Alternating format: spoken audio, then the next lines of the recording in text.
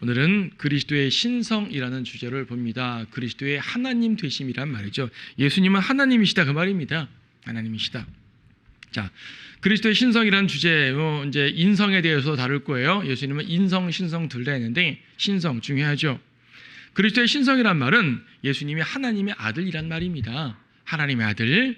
근데 하나님의 아들 하면 하나님이란 말이에요. 우리가 일반 생각할 때 아들이니까 아버지보다 한 단계 밑에 있는 거 아닌가 생각할 수 있지만, 그래서 여호와의 증인 같은 사람들이 예수님은 하나님이 아니고 그 밑에 있는 사람이야. 훌륭한 이 스승이긴 하지만 그렇다고 이 하나님은 아니야. 이런 얘기들을 종종 할 수 있는데 아니에요. 하나님의 아들이란 말은 곧 하나님이란 말이에요. 쉽게 생각하세요. 인간의 아들이 인간인 것처럼 하나님의 아들이 하나님인 거예요. 쉽게 생각하면 되죠. 그래서 왜 그러면 아들이라는 표현을 썼냐 하면, 하나님이 육신을 입고 오셨잖아요. 육신을 입고 아이의 모습으로 오셨단 말이에요. 성장해서 성인이 됐지만 아이의 모습으로 오셨잖아요. 그래서 아들인 거예요. 그래서 아들. 구약 성경에서 예수님에 대해서 예언할 때 아들이란 예언을 하긴 하지만, 아들이라는 모습을 딱 취하는 것은 신약 성경에서예요. 구약에서는 예언만 했지. 그래서 하나님께서 육신을 입고 태어나셨기 때문에 아들이라 불리는 것이지, 그분은 하나님인 겁니다. 하나님의 아들은 이퀄 하나님, 우리는 동의어로 이해를 합니다. 요한복음 등에서 유대인들이 예수님과 논쟁할 때 말입니다. 예수님이 내가 하나님의 아들이야 라고 말하니까 그 말은 곧 자기를 하나님으로 여기고 있네 라고 이해를 했어요. 그러니까 성경시대에 하나님의 아들이라는 말은 곧 하나님으로 받아들여지는 말이지, 하나님보다 한 단계 낮은 위치로 받아들여지는 말이 아니에요. 성경 내의 용례 자체가 하나님의 아들은 곧 하나님이란 말인 거예요. 그래서 하나님의 아들 되어 있는 건 그분의 신성을 보여주는 말이다. 요한복음 20장 31절에서 그리스도를 하나님의 아들로 믿어야 구원받습니다. 예수를 그리스도 곧 하나님의 아들로 믿고 믿음으로써 영생을 얻게 한다라고 요한복음 20장 31절에 말씀하고 있어요. 예수님을 하나님의 아들로 믿지 못하면 구원받지 못하는 거예요. 영적 기도를 100번 한다고 구원받는 게 아니에요. 죄사함의 원리를 교리적으로 두 줄 꿰다고 구원받는 게 아니라고요. 그분이 하나님의 아들인 걸 먼저 믿어야 되는 거예요. 왜 그렇죠? 만약 예수님이 하나님의 아들이 아니면 구원의 능력이 없죠. 하나님의 아들이 아니라는 얘기는 단지 인간이란 말인데, 인간 중에 좀 좋은 인간이란 말인데, 좀 좋은 인간이 어떻게 나를 구원할 수 있어요? 구원의 능력이 없는 거죠. 하나님의 피여야지만이 모든 이들의 죄를 용서할 수 있어요. 인간의 피는 죄를 용서할 수 없어요. 하나님이신 제물 이어야지만이 모든 일을 위한 속죄를 이룰 수가 있어요. 하나님이 아닌 제물은 모든 일을 위한 속죄가 안 돼요. 구약의 동물 속죄 제물들은요, 일시적 속죄밖에 없었죠. 예수님의 일하는 제물의 속죄는 영원한 속죄잖아요. 또 모든 사람에 대한 하나님이신 제물이어야만 가능한 겁니다. 하나님이신 대제사장의 중보여야지만 영원의 효력이 있는 거예요. 구약에도 대제사장은 많았죠. 하지만 구약의 대제사장들은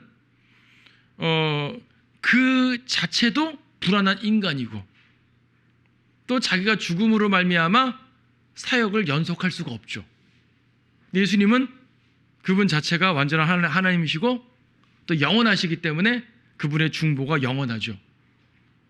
대제사장이 중보한다고 해가지고 그 효력이 1년 가겠어요? 2년 가겠어요? 구약의 경우 대제사장의 중보 사역은 효력이 1년이었어요. 1년에 한 번 10월 달에 있는, 그러니까 성경의 7월 달에 있는 7번째 달에 있는 대속죄일, 대속죄일에 회중 전체를 위한 속죄 제사를 드려요. 이때 회중들 중에서 평상시에도 제사를 드리지만 알게 모르게 지은 죄들이 있을 거 아니에요. 한꺼번에 용서받는 거예요. 그 다음에까지 죽지 않고 살아있으면 1년 동안 속죄하죠. 그러니까 구약 대제사장의 중보 사역은 길어봤자 1년이에요. 근데 하나님이신 대제사장, 우리 예수님의 속죄 사역은 영원하죠. 중보 사역은 영원한 거예요. 그분이 하나님이어야지만 이 말이 가능한 겁니다. 하나님이 아니라면 이 모든 말들은 불가능하게 돼요. 자, 예수님의 신성에 대한 증거를 몇 개 15가지로 정도로 봅니다. 저도 지난 책에 있는 내용들을 가지고 정리해 본 건데요. 첫 번째로 그리스도는 주로 호칭 계셨다. 예수님이 주라고 불리신 바가 신약에서는 수없이 많아요. 수없이 많은데 구약에서 예언에 있어서 예수님을 주라고 예언했는데, 그 예언이 시편 110편이죠. 주께서 내 주께 말씀하시기를 내가 네 원수들을 네 발판으로 삼을 때까지 너는 나의 오른편에 앉아있으라 하셨나이다. 다윗의 시거든요. 다윗이 고백하는 겁니다. 주께서 내 주께 말씀하시기를. 앞에 주와 뒤에 주가 다르네요. 앞에 주, 진한 주, 우리가 한번 하나님의 이름 다룰 때 봤죠. 진한 주, 영어 성경어로 LORD가 전체적으로 대문자로 되어 있는 것이 이 진한 주고요. 그 다음에 흐린 고딕체의 주는 L만 대문자고 ORD는 소문자예요. 그러니까 그 주님이란 뜻이고요. 앞에 있는 주는 여호와라는 주예요. 그러니까 이 문장 내에서 대상이 달라요. 문장 내에서 앞에 주는 여호와 하나님을 말하는 아버지 하나님이고 뒤에 주는 메시아를 말하는 겁니다. 그리스도. 그러니까 여호와께서 예수님께 말씀하시기를 이거예요. 근데 예수님을 다윗은 내 주라고 말했죠. 메시아로 오시는 그리스도를 다윗은 자기의 주님이라고 고백을 한 거예요. 이 말씀이 신약성경에서 4번 인용되어 있는 복음서에서 3번, 사도행전에서 1번. 복음서의 3번은 다 같은 상황이에요. 예수님이 바리새인들에게 어찌하여 그리스도가 다윗의 아들일 수 있느냐? 다윗보다 더 높은 분이다 라고 말할 때, 즉 예수님이 자신의 신성을 바리새인들 앞에서 드러내 주실 때 인용한 이 구절이었단 말이에요. 다윗도 자기 후손인데 자기 후손한테 내 주, 나의 주집 이라고 불렀다는 게 말이 되냐? 그러니까 후손은 후손인데 단순한 후손이 아니라 그분은 하나님이다 그 말이에요. 예수님이 자신의 신성을 증명할 때 이 구절을 인용하셨어요. 두 번째, 지난 시간에도 성육신 다뤘던 내용인데 육신을 입고 오신 하나님이다. 임마누엘. 이거는 다 따로 안 쳐다봐도 되겠죠. 지난 시간에 자세히 본 내용입니다. 우리와 함께 거하시기 위해 우리 가운데 오셨어요. 마태복음 1장 23절에서 그분을 임마누엘이라 부르는데 임마누엘이라는 말의 뜻은 우리와 함께 하시는 하나님. God with us. 그렇죠. 근데 변개된 성경들에서는요. God is with us라고 되어 있어요. 차이를 아시겠어요? God with us는 우리와 함께 하시는 하나님, 하나님의 호칭이에요. 근데 God is with us는 뭐냐면 하나님이 우리와 함께 하신다라는 서술이요. 서술. 자, 임마누엘이라는 단어 뜻은요. 우리와 함께 하시는 하나님이라는 하나님의 이름이에요. 근데 이것을 하나님은 우리와 함께 하신다라는 뜻풀이로만 하면 안 되죠. 물론 뜻풀이는 하나님 우리와 함께 하신다는 말 맞아요. 근데 그렇게 되면 뭐죠? 임마누엘이 하나님의 이름이 아닌 거죠. 이해됐어요? 임마누엘을 해석할 때 하나님은 우리와 함께 하시다라고 해석을 해놓게 되면 임마누엘은 그런 의미라는 말이지 하나님의 이름이 아닌 거예요. 그런데 임마누엘 단어 뜻 자체가 우리와 함께 하시는 하나님 하게 되면 하나님 이름이잖아요. 전능하시는 하나님처럼, 지극히 높으신 하나님처럼, 그렇죠? 그래서 임마누엘이란 말은 예수님이 하나님이라는 말이에요. 그 이름 자체가. 하나님 우리를 위로하기 위해 함께 하신다라는 어떤 서술로 끝나서는 절대로 안 돼요. 하나님 호칭이에요. 성경 내에서 하나님 호칭으로 쓰였던 표현입니다. 예수님은 하나님이세요. 이사야 9장, 이것도 지난번에 본 것 같은데요. 한 아이가 태어났으니 하면서 그의 이름을 경이로운 분이요 상담자요 능하신 하나님이요 영원하신 아버지요 화평의 통치자라. 앞으로 태어날 아기 메시아, 이 메시아에 대한 호칭을 5가지로 불러주고 있는데 경이롭다 상담자, 이건 뭐 인간이라도 할 수 있죠. 그런데 단순한 인간에게 능하신 하나님이라고 불릴 수가 있습니까? 안 되잖아요. 예수님에게 구약 예언에서 능하신 하나님이라고 말하고 있단 말이에요. 그리고 영원하신 아버지. 아니 아들한테 어떻게 아버지라 그래요? 예수님이 나와 아버지는 하나니라 라고 요한복음 10장 30절에서 말씀하셨잖아요. 그래서 예수님은 하나님이신 거예요. 그분 스스로 이런 구절들을 인용하시면서 자신의 신성을 여러 번 얽혀 말씀니다. 영원하신 하나님. 자, 그리스도의 기원은 영원입니다. 미카서 5장 2절 말씀 보시게 되면 미카서 5장 2절, 이것도 지난 시간에 봤어요. 너 베들레헴 에프라타야, 내가 비록 유다의 수천 가운데 작을지라도 이스라엘 통치할 자가 너로부터 내게로 나오리라. 베들레헴에서 탄생한다는 그 예언인데 그분에 대해서 그의 나오심은 예로부터요 영원부터느니라. 그의 나오심은 그가 시작한 기원은 그분의 기원은 옛날부터다. 어느 옛날부터가 어느 정도 옛날입니까? 영원부터야. 설명해 주고 있죠. 옛날부터인데 그냥 옛날이 아니라 영원부터라고. 이것을 개역 한글판에서는 그의 근본은 상고의 태초니라 라고 되어 있어요. 그럼 예수님의 시작은 태초가 되는 거예요. 태초란 얘기는 피조물이란 얘기죠. 그렇죠? 피조물이죠. 예수님은 피조물 이전에 계신 분인데 태초라고 함으로써 예수님의 신성을 격화시킨 거예요. 근데 다행인지 뭔지 개역 개정판에서는 영원이라고 또 바꿔놨네요. 개역 개정판이 킹제임스 성경을 따라서 좀 바꾼 게 좀 몇 개 있어요. 영과 진리로도 바꿔놨어요. 옛날에 신령과 진정으로 했는데 영과 진리로 바꿨어요. 그러니까 개역 개정판이 바뀐 게 몇 개 돼요. 그렇다고 뭐 그게 더 좋다고 말하는 건 아니고요. 자, 그래서 이 칼빈주의자들이나 여화정인들이나 시점은 조금씩 다르지만 항상 하는 카톨릭이나 항상 하는 말이 뭐냐면 예수님은요 영원 전 어느 시점에 태어났다라고 말하는 거예요. 예수님이 옛날에 태어났대요.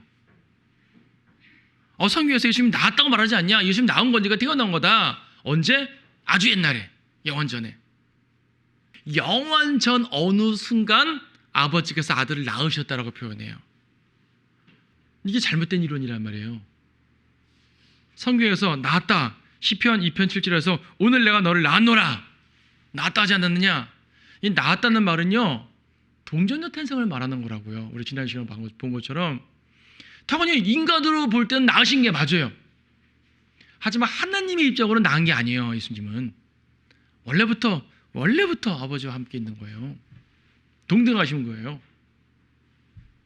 예수님이 인간으로 태어남으로써 낳았다라는 표현이 드디어 등장하는 것이고 아들이라는 표현이 등장하는 것이고 하나님을 아버지라 부르는 시점에 등장하는 거예요. 그 전까지 그런 게 없었다고요. 그래서 그리스도의 기원은 영원이다 라고 할 수 있습니다. 예수님은 나이신 분, I am 그럽니다. 여러분 그 출애굽기 3장 14절에서 모세가 하나님께 하나님의 이름을 알려주십시오 라고 그러니까 나는 곧 아니라 그러죠. 제가 이 주제 가지고 전에 설교도 한번 했었는데 출애굽기 3장 14절에서 하나님께서 모세에게 말씀하시기를 나는 곧 아니라 하시고 또 말씀하시기를 너는 이스라엘 자손들에게 이같이 말할지니 나이신 분께서 나를 너희에게 보내셨다 하라. 그래서 이제 나는 곧 아니라에 고득체되어 있고 나이신 분의 고득체되어 있잖아요. 구별되죠. 영어 성경이 있으신 분을 비교해 볼 때 앞의 내용은 I am that I am 올 대문자로 I am that I am 되어 있고 뒤에 있는 거 I am이라고 하면 되어 있어요. 그러니까 I am that I am은 무슨 말인 거 아니? 제가 뭐 영어 시간은 아니니까 앞에 I am은 그냥 주어 동사를 말하는 거고요. 뒤에 I am이 하나님의 이름인 거예요. 나는 나이신 분이다 그 말이에요. 나는 곧 나다 그 말이죠. 그러니까 이것을 개역 성경 및 다른 성경들에서는 나는 스스로 있는 자니라라고 번역을 합니다.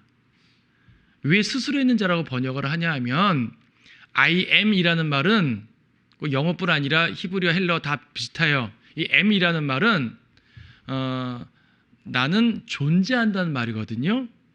근데 보통 어디에 있다, 나는 누구와 함께 있다, 문장 속에 있다가 되는데 뒤에 서술이 없이 수식 없이 그냥 나는 있다 그거예요. 그냥 나는 있다. 이게 무슨 말이죠? 나는 존재한다. 나라는 존재 자체, 하나님이라는 존재 자체를 말하는 이름이에요. 근데 하나님은 누구에 의해 존재되는 것이 아니라 스스로 존재된 분이잖아요. 그러다 보니까 하나님의 존재성을 강조를 하다 보니 뭐라고 표현할 말이 없어서 다른 성경들에서는 나는 스스로 있는 자 아니라고 풀어서 쓴 거예요. 물론 하나님은 스스로 있는 분 맞아요. 누가 창조한 분 아니잖아요. 그래서 그것이 해석 중에 하나는 맞지만 그 자체가 번역일 수는 없어요. 이거는 나는 나다 그 말이에요. 이 말 자체가 나는 곧 나니라. 그래서 뒤에 있는 I am 나이신 분, I am이신 분이 말하노라. 그래서 유대인들에게 I am이라는 말은요, 하나님의 존재 자체를 말하는 아주 거룩한 이름인 거예요. 절대적인 이름인 거예요. 함부로 부를 수 없는 이름인 거예요. 너무나 존귀해서 함부로 인간들이 입에 오르내릴 수 있는 그런 이름이 아닌 거예요.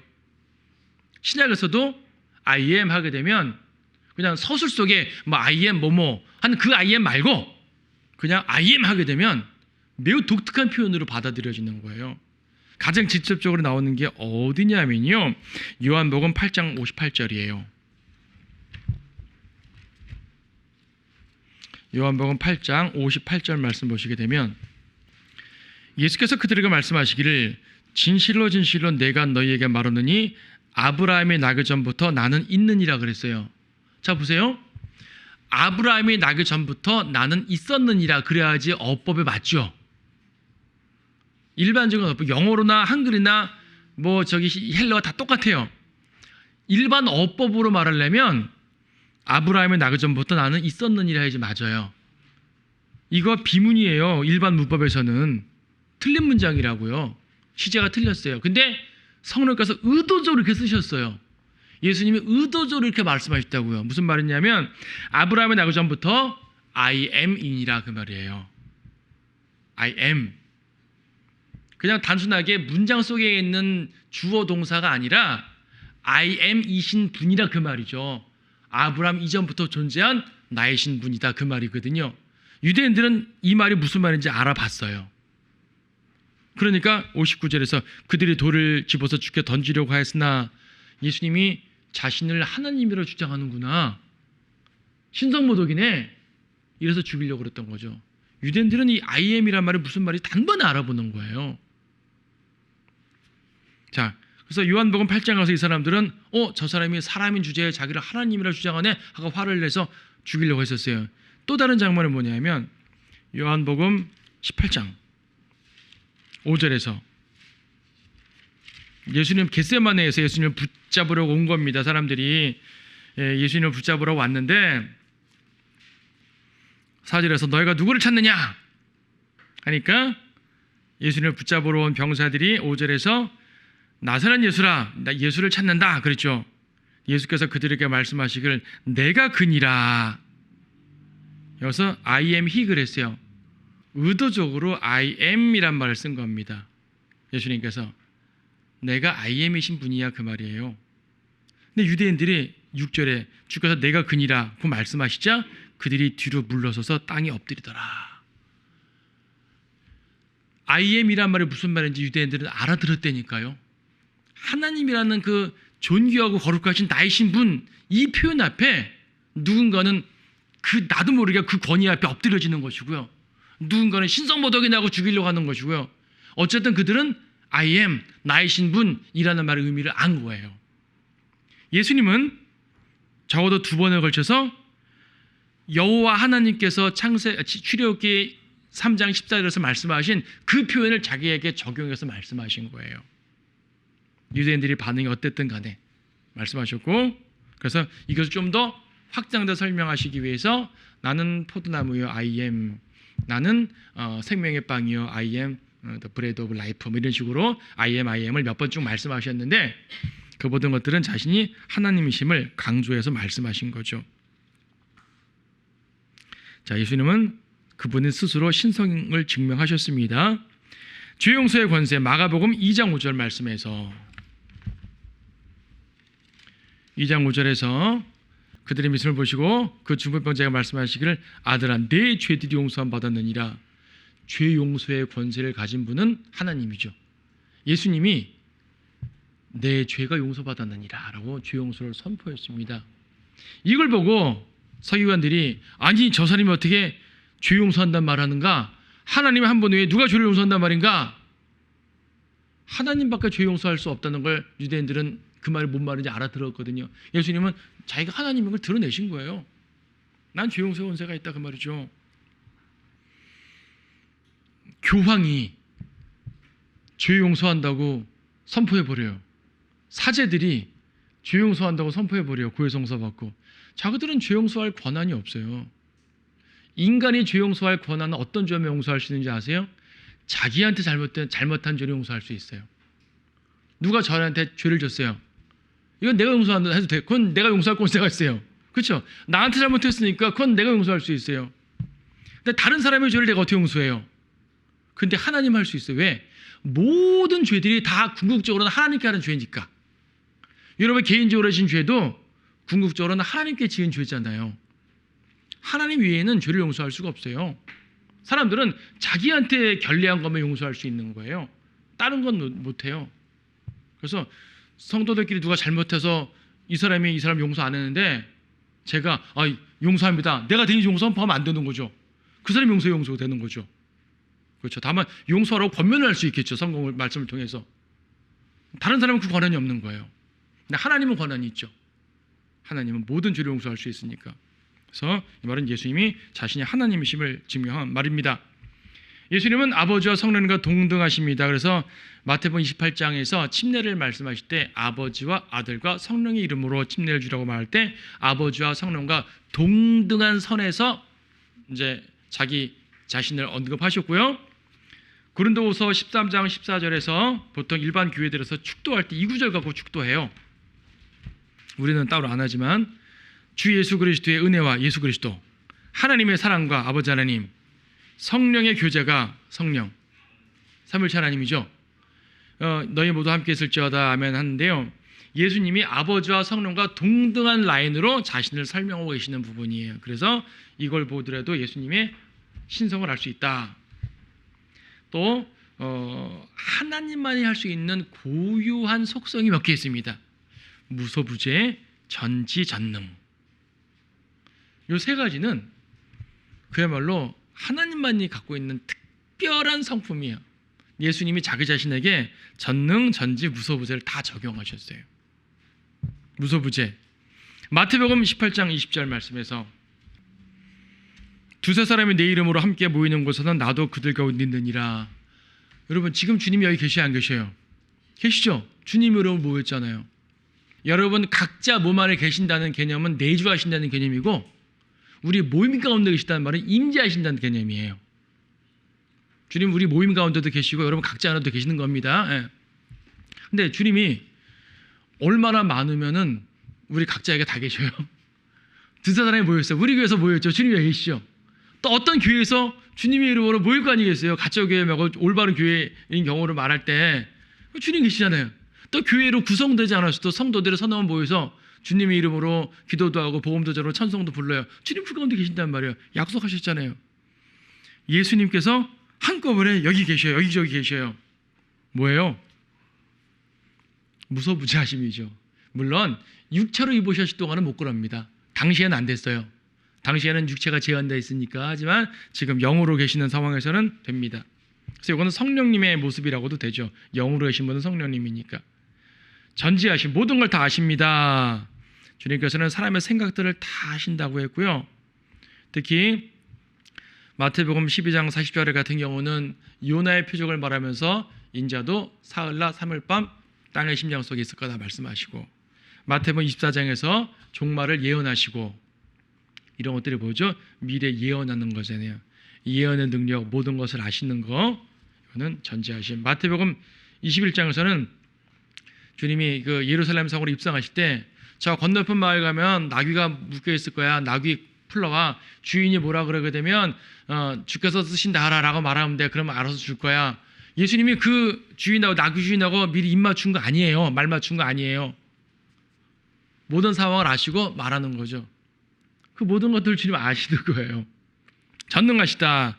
28장 마태복음 28장 18절에서 하늘과 땅에 있는 모든 권세가 예수님께 주어졌다고 말합니다. 모든 권세. 창조주의 능력. 요한복음 1장 3절에서는 예수님께서 창조하셨다 그래요. 예수님은 창조주셔요. 만물이 그에 의하여 지음받으었으며 이미 지음받은 것 가운데 그가 없이 지어진 것은 아무것도 없더라. 히브리서 1장 3절 2절 3절도 아들이신 그분을 통해 세상에 지어졌다고 말씀하고 있고요. 골로새서 1장 16절도 마찬가지입니다. 그리고 모든 치유 사역도 사실은 창조주의 권세예요. 생각해 보세요. 병이 심하게 들었는데 병을 낫게 한다는 말은 뭐죠? 세포를 재생시키는 거 아니에요? 쉽게 말하면 의학적으로 표현하면 세포를 재생시키는 거예요. 대표적인 게 누가복음 22장 51절 보면은 예수님이 겟세마네에서 잡혀오셨을 때 베드로가 화가 나가지고 칼을 휘둘렀더니 대제사장의 종 말코라는 사람의 귀를 딱 잘랐어요. 예수님께서 귀를 낫게 하셨어요. 누가복음 22장 51절 보게 되면은 땅에 떨어진 귀를 붙여주었더라라고 표현하지 않으세요. 22장 51절 보면 그러자 예수께서 대답하여 말씀하시기를 이제 그만하라 하시고 그의 귀를 만져서 고쳐주시니라. 귀가 떨어져 나왔거든요. 주워서 붙여주신 것이 아니라 만져서 낫게 해주셨답니다. 무슨 말입니까? 창조자 하나님께서 창세기 2장에서 인간을 만드셨을 때 흙으로 빚으셨을 때 그랬을 거 아니에요. 흙으로 빚으실 때 말입니다. 머리를 조물조물 빚으시고 팔을 조물조물 빚으시고 코를 조물조물 오똑하게 만드시고 귀를 만드셨잖아요. 그래서 호흡 불어가지고 사람이 된 거 아니겠어요? 하나님께서 만드신 그 권세 그대로 이 귀를 만져서 귀를 싹 만들어낸 거예요. 이렇게 창조주의 권세죠. 떨어진 거 붙인 게 아니라니까요. 봉합한 게 아니라니까요. 자, 어떤 사람은 날 때부터 소경이요. 망막세포가 망가졌든지 시신경이 망가졌든지 하여튼 뭐가 망가진 거잖아요. 이 사람이. 근데 소경의 눈을 고쳐줬어요. 무슨 말이에요? 망막을 재생했든지 시신경을 재생했든지 어쨌든 뭐 눈동자를 재생했든지 아니면 뇌의 부분을 재생했든지 망가진 세포를 재생시킨 거잖아요. 죽어진 세포, 망가진 세포, 없어진 세포를 만들어주신 거예요. 창조주죠. 그렇죠? 모든 질병 치유는 사실 창조주의 권세예요. 그래서 피조세계에 대한 권세도 마찬가지죠.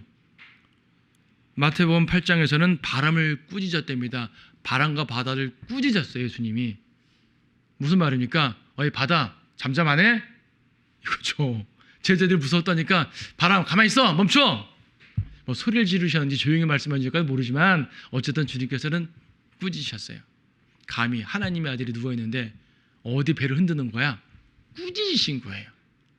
꾸짖으시니까 바람과 바다가 복종했다 그래요.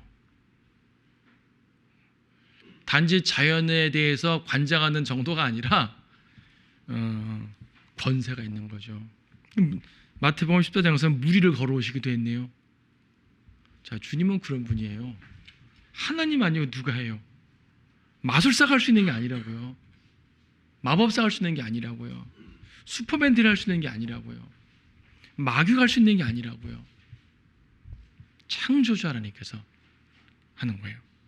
경배를 받으십니다. 경배 누가 받죠? 물론 구약에는 왕도 경배를 받아요. 왕에게도 경배했다는 말을 쓰긴 합니다. 하지만 일반적으로는 하나님께서만의 경배를 받으신 분이에요. 마태복음 8장처럼 문둥병자가 와가지고요 경배했다고 그래요. 경배했다고. 그런데 뭐라 한 문둥병자가 나와서 주께 경배함을 말씀드리기를 주여 주께서 원하시면 저를 깨끗하게 할 수 있나이다. 경배. 경배라는 말은요 외형적으로는요 바짝 엎드리는 것을 말합니다. 바짝 엎드려 부복하는 거죠. 외형적인 모양은 무릎을 꿇는 것만도 경배가 될 때도 있어요. 무릎을 꿇거나 바짝 엎드리거나 혹은 그의 발에 입 맞추거나 이런 모든 것들이 경배의 행위들입니다. 하지만 무릎을 꿇었다고 다 경배는 또 아니에요. 단순하게 어른들 앞에서 공경하는 마음으로 고개 숙이고 무릎 꿇을 수도 있잖아요. 그 마음 속에서 예수님을 하나님으로 믿고 부복하는 걸 경배라고 말하는 거예요. 자, 여기서는 문둥병자 주여라고만 표현했는데 뒤에 두 가지는 하나님의 아들로 직접 믿고 경배한 겁니다. 마태복음 14장 33절에서 배에 있는 사람, 이건 이제 주님이 무리를 걸어오시고 베드로를 걷게 하시다가 베드로를 구해주고 바람을 잠잠케 한 이후에 말하는 겁니다. 33절 배에 있는 사람들이 와서 주께 경배하며 말씀드리기를 참으로 주님은 하나님의 아들이시니이다. 예수님을 하나님의 아들로 인정하고 경배한 거예요. 그렇죠? 단순한 왕에 대한 경배가 아니라 하나님에 대한 경배죠. 요한복음 9장 38절에는 소경도 예수님이 내가 하나님의 아들을 믿느냐? 내가 믿고자나이다. 내가 바로 그다. 오, 주님 믿습니다. 그러니까 이 소경도 하나님의 아들에 대한 믿음으로 경배한 거예요. 경배하더라 되어 있거든요. 자, 주님은 경배를 받으시는 분이기 때문에 하나님이십니다. 요한복음 20장 28절에서 도마가 말입니다. 그렇게 의심 많던 도마가 부활하신 예수님을 딱 만나고 나서 나의 주 나의 하나님이여, 그냥 나의 주님이여 정도가 아니라 나의 주 나의 하나님이여 그랬습니다. 예수님께서 야, 왜 그렇게 나를 하나님이라고 말해? 이러지 않으셨단 말입니다. 그 말을 그대로 받으셨어요. 그래, 내가 너 하나님 맞아 말입니다. 예수님은 하나님이시고 스스로 하나님이심을 드러냈어요. 그분의 신성을 증거하는 가장 확실한 증거 중에 하나는 부활입니다. 로마서 1장 4절, 이제 여러분 보다 보게 되면 앞에서 나온 구절이 계속 나오는 거 느낄 거예요. 지난 시간에 봤던 구절이네, 그전 시간에 봤던 구절이네, 몇 주 전에 봤던 구절이네, 이런 게 종종 보이거든요. 안다고 그냥 넘기지 말고 더 확실하게 관찰하십시오. 자주 나온다는 얘기는 그만큼 중요하단 말이니까.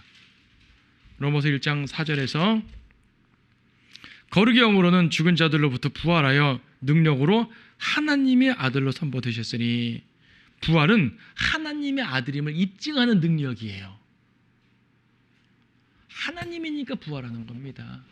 인간은 부활 못해요. 인간이 부활하려면 하나님의 아들이 부활시켜야 부활하는 거죠. 나사로나 나인성 과부의 아들도 예수님이 살려주셨어요. 물론 그들은 잠깐 살다가 쭉 죽었어요. 인간의 육신의 삶을 살았으니까. 하지만 우리들 말입니다. 휴거 때 부활될 거잖아요. 이미 돌아가신 분들은, 죽으신 분들은 부활할 거고, 아직 살아있는 분들은 변화될 거고, 어쨌든 부활의 몸을 입으니까 그것도 부활이라고 표현할 수 있어요. 우리는 부활합니다. 하나님이신 예수님이 먼저 부활하셨으니까 우리도 뒤따라 부활하는 거지, 예수님이 부활 못하셨으면 우리도 부활 못하는 거예요. 인간은 자기 힘으로 절대 부활 못합니다. 인간은 죽음에 속박되어 있는 존재거든요. 아담 이래로 로마서 5장처럼 죽음이, 사망이 온 세상을 주관하게 되었죠.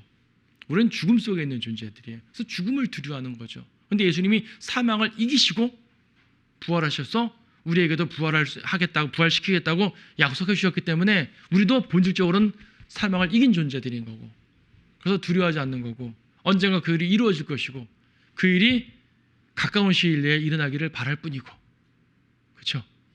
정말 가까운 시일 내에 일어났으면 좋겠어요. 여러분, 세상 살면서 힘든 거 많은데 진짜 빨리 왔으면 좋겠죠. 맨날 설교자들이 말해요. 주님 곧 오신다. 맨날 말만 하는데 안 오신다고 투덜대지 마시고 불평하지 마시고, 하나님께서 늦으시는 이유는 그분 안에 있죠. 하지만 약속을 하셨잖아요. 오신단 말이에요. 여러분, 변화돼서 부활할 겁니다. 어쨌든 부활은 그분의 신성을 증거하는 가장 확실한 증거입니다. 그래서 여러분 복음 전할 때 말이죠, 부활을 언급하는 게 좋아요. 왜냐하면 이제 아까 서두에 말한 것처럼 예수님이 하나님의 아들인 것을 인정해야 구원받는 거지, 아무리 구원의 방법을 설명하고 구원 교리, 영접하는 방법 이렇다고 구원받는 게 아니거든요. 그분이 하나님이심을 믿어야 되는 거예요. 하나님이심을 믿게 하기 위해서 부활이라는 말을 쓰는 거거든요. 근데 여러분이 복음 전할 때 맨날 똑같은 말을 하는 게 아니라 사람에 따라 다양한 표현을 쓰잖아요. 어떤 사람에게는 죽음에 대해서만 강조할 때가 있고, 어떤 사람에게는 부활에 대해서 강조할 때가 있고, 어떤 사람한테는 부활까지는 미처 말 못해도 그분은 하나님이시라고 말하기도 하죠. 그러니까 부활까지는 말 못해도 그분이 하나님이시라는 걸 얘기해야 되는 거예요. 아니면 부활을 말하든지. 결론적으로 그분이 하나님의 아들인 것이 증명돼야지 구원받습니다.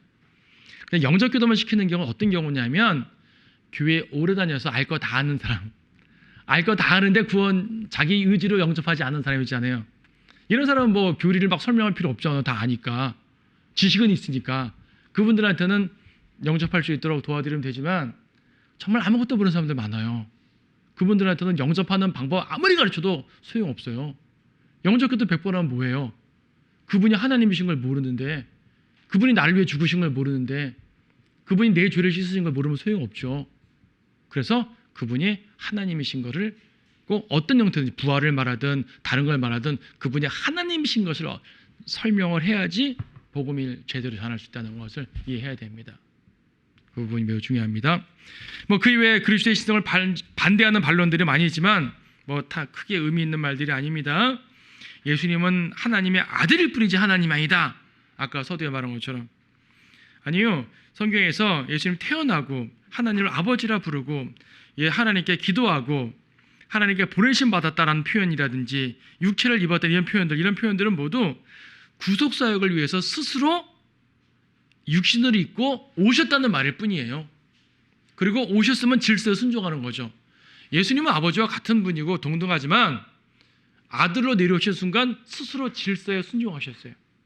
그래서 아버지께 복종하시고 순종하신 거죠.